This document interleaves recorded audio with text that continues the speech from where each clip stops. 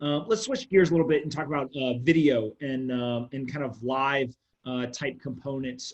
Twitter has or had at Vine, obviously, and it was growing. It seemed pretty good. That got shut down, and now TikTok is like all the rage. What's kind of your thoughts there? I mean, the fact that Twitter had Vine, it was working. It was popular with the right user base who were creating content, comedians, the kind of culture makers in this country. And they had even started to add the music features that TikTok are now known for, the ability to sort of borrow the audio from another video or using audio clips that are designed for perfect loops. So like Twitter had it all, Vine had it all together. And then just because Jack Dorsey mismanaged the finances of Twitter, was running a bit too tight on cash and was worried about where they were spending, they just decided rather than pay for the hosting costs for Vine, we're going to shut it down. And that I think will remain one of the stupidest decisions in social networking history, because now we've ceded control to this fundamental piece of social networking to a Chinese company which does not share our country's ideals and values. And the fact is that this product is popular because it is fun. I use TikTok every day because it's incredibly entertaining. This concept of micro entertainment, that instead of this autobiographical story stuff that we're all getting a bit sick of, that instead of someone spending 15 seconds to shoot something that we spend 15 seconds creating, on TikTok, people spend 2 hours, 10 hours creating something 15 seconds long to just densify that entertainment and make it as valuable for your per second as possible. And that's why these networks are important and why micro entertainment like TikTok cannot be easily cloned by Instagram or YouTube or Facebook, which are all building their own versions. Facebook Lasso, Instagram has a thing called Reels, it's testing in Brazil. And just yesterday, it was revealed that YouTube is building Shorts. But the thing is, you need a base of content to remix in order for these networks to thrive. And any of them starting from scratch are going to have a really tough time. You can copy all their features the same way that Facebook copied Snapchat Stories and did a very good job and was very successful with that. But with Stories, you don't need any prerequisite content. With TikTok, you have to have this entire corpus of source material that people can remix in order to make great content. And Facebook and Instagram are just not going to have that. They're going to come out of the gate flat-footed. The only hope is that YouTube unlocks its massive archive of videos, the 5 billion plus videos that people watch every day, and makes those available for remixing in their YouTube Shorts app. And doesn't, aggressively apply content ID and take down any video that uses copyrighted sound. I mean, this is promotional. When somebody puts a song in a TikTok, that's how Lil Nas X's Old Town Road went to the top of the charts. Don't take that stuff down. So Google, if it could only succeed here, if it understands it needs to unlock its database of videos and not police it too carefully with content ID. Yeah, the Little Nas X story is incredible. For those that don't know, what he basically did was he created the song, and then he would look for videos or GIFs that were kind of going viral, and then he would basically take that visual, put his song overlaid, and then send it to whoever was posting the original video that was going viral and say, hey, use this one. And I think his big break was he put that song overlay over, what is it, the guy standing on the horse, like going really fast or something. And then the song blew up with the video. And next thing you know, he's, kind of this global sensation simply by, really hacking together a song with viral content. Exactly. And that's what you're not going to see on these networks that aren't designed for sort of this cross sharing. The atomic unit of TikTok is the remix. You take the audio from somebody else's video, you shoot a new video recontextualizing that joke, and suddenly you have something new without having to be perfectly creative. And that's the real importance here, is you can lower the bar for creating something truly valuable and watchable through remixing. And that's why TikTok is so powerful. And it's why Vine was so great in its era, and why it's going to be so difficult for, even if Twitter were to relaunch Vine now, it would be really difficult to catch up because they don't have that same back archive of content for remixing. Yeah, and wasn't there an issue where like the Vine creators all like got together and I think I remember reading an article. There was like a showdown between like Twitter management and a bunch of Vine creators living on Vine Street in the apartment or something, right?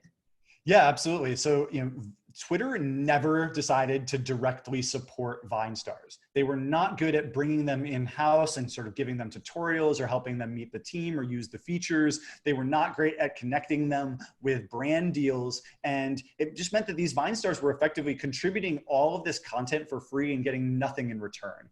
And the next big wave of social networking is about monetizing and helping creators monetize. It's not about just slamming people with ads. It's letting the people who make this content share in the rewards that they're generating. And eventually Vine bought my cousin Darren Lockman's startup called Niche and brought it in-house so that it could help do these deals and connect Vine stars to brands. And then Twitter neglected Niche and eventually just sort of let it wither. And this is like a pioneering establishment in the influencer marketing world. And again, Twitter squandered its opportunity. And I think the fact that Jack Dorsey has consistently done this, bought something great like Periscope, which it also failed to properly integrate into the rest of its product, and eventually it really lost that use case to Facebook Live. That's what everybody is doing all their live streams of their concerts and stuff on. It's not Periscope, it's not Twitter Live, it's Facebook Live, because Twitter was unwilling to go all the way and make a drastic change and integrate Periscope directly into Twitter for so long. Then it did the same thing with Vine, neglecting it and eventually shutting it down. It neglected Niche. And I think at this point, you have to wonder, does Jack Dorsey still deserve this job? And so when there's these new corporate raiders coming in saying, if you don't get the metrics up and do all this, and all these Twitter employees are fighting for him saying, oh no, he's a great boss. He's a nice guy. I've met him. He's very kind. He's very empathetic. He really thinks through things, but he's not getting it done. And that's what Twitter needs right now, a decisive leader. So two of my questions were going to be to finish up the Twitter part of the conversation. One, do you think that Twitter is a better product today than it was 3 to 5 years ago, even in spite of all of the kind of critiques?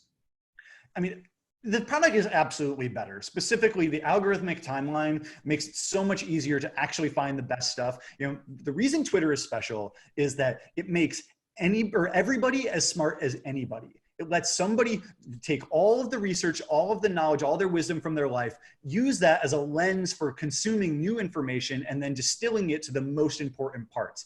That is a fundamental part of our world. We as a species are so specialized. We all live such different lives and have such different knowledge that we need a product like this to be able to all share in each other's wisdom. And I think the algorithmic timeline does a great job of that. And the 280 character change does help that. Yeah, sometimes it makes it a little bit exhausting to read Twitter, but it's a lot less confusing because you're not trying to thread all these things together just to make a pretty simple point. That said, Twitter in the meantime has done very little to fix its safety problems. It's allowed them to just run completely rampant. And now when people think of Twitter, they think of getting attacked. They think of the celebrities that they've heard of, like Leslie Jones, who've had to leave Twitter because they've been so harassed.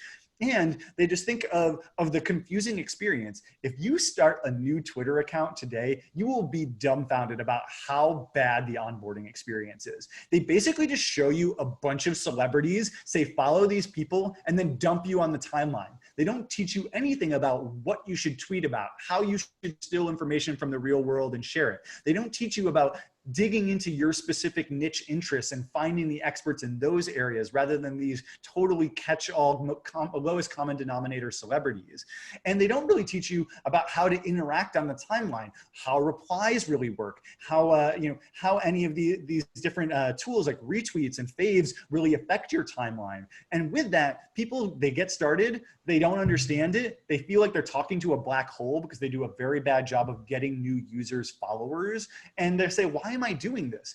Facebook's big metric has always been how fast can they get you to 10 friends? Because once you have 10 friends, your feed starts getting good and you stick around. Twitter never understood how to prioritize that onboarding experience. And so it has hundreds of millions of people who have tried Twitter at some point and churned away and are now soured on the platform and are a lot less likely to ever come back because of this rotten onboarding experience. And so if there was one thing that Jack Dorsey could still do to improve the growth rate and maybe keep his job, or that a new CEO should come in and prioritize right away, is fix that onboarding experience, make Twitter accessible to anyone so that we can all be as smart as anyone.